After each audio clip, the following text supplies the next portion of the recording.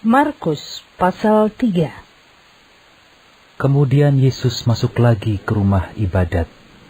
Di situ ada seorang yang mati sebelah tangannya.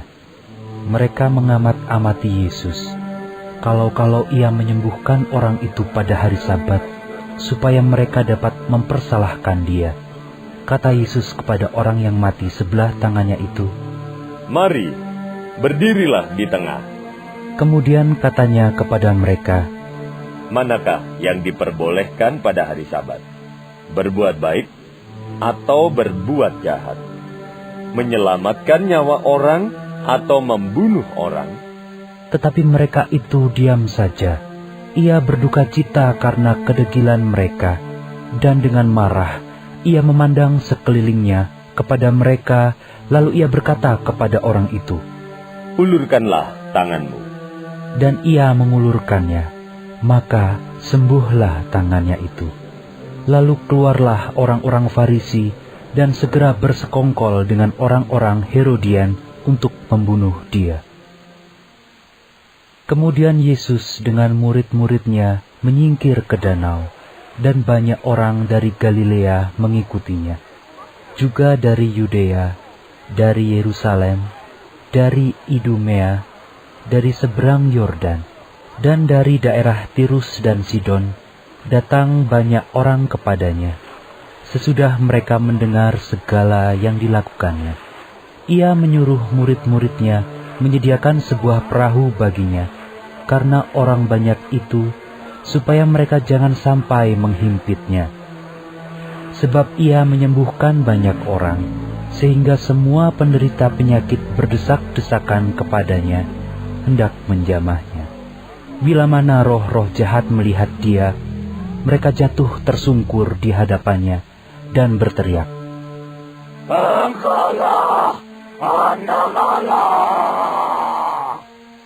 Tetapi ia dengan keras melarang mereka memberitahukan siapa dia.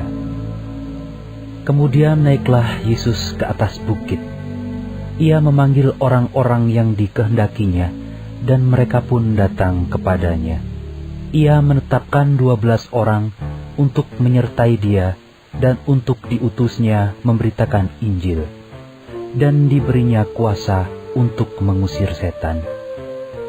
Ke-12 orang yang ditetapkannya itu ialah Simon, yang diberinya nama Petrus, Yakobus anak Zebedius, dan Yohanes saudara Yakobus, yang keduanya diberinya nama Boanerges, yang berarti anak-anak guru. Selanjutnya Andreas, Filipus, Bartolomeus, Matius, Thomas, Yakobus anak Alfeus, Tadeus, Simon orang Selot, dan Yudas Iskariot yang mengkhianati dia. Kemudian Yesus masuk ke sebuah rumah. Maka datanglah orang banyak berkerumun pula, sehingga makan pun mereka tidak dapat. Waktu kaum keluarganya mendengar hal itu, mereka datang hendak mengambil dia, sebab kata mereka, ia tidak waras lagi. Dan ahli-ahli Taurat yang datang dari Yerusalem berkata, "Ia kerasukan Beelzebul, dan dengan penghulu setan, ia mengusir setan." Yesus memanggil mereka, lalu berkata kepada mereka dalam perumpamaan, "Bagaimana iblis dapat mengusir iblis? Kalau suatu kerajaan terpecah-pecah, kerajaan itu tidak dapat bertahan. Dan jika suatu rumah tangga terpecah-pecah, rumah tangga itu tidak dapat bertahan. Demikianlah juga kalau iblis berontak melawan dirinya sendiri, dan kalau ia terbagi-bagi, ia tidak dapat bertahan, melainkan sudahlah tiba kesudahannya.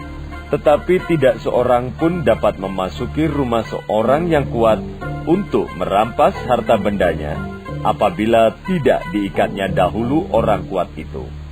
Sesudah itu, barulah dapat ia merampok rumah itu.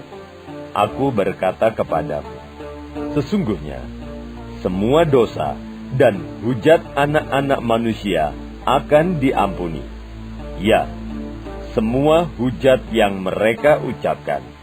Tetapi apabila seorang menghujat Roh Kudus, ia tidak mendapat ampun selama-lamanya, melainkan bersalah karena berbuat dosa kekal. Ia berkata demikian karena mereka katakan bahwa ia kerasukan roh jahat. Lalu datanglah ibu dan saudara-saudara Yesus.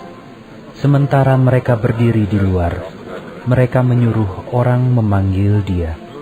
Ada orang banyak duduk mengelilingi dia. Mereka berkata kepadanya, "Lihat, ibu dan saudara-saudaramu ada di luar dan berusaha menemui engkau." Jawab Yesus kepada mereka, Siapa ibuku dan siapa saudara-saudaraku? Ia melihat kepada orang-orang yang duduk di sekelilingnya itu dan berkata, Ini ibuku dan saudara-saudaraku. Barang siapa melakukan kehendak Allah, dialah saudaraku laki-laki, dialah saudaraku perempuan, dialah ibuku.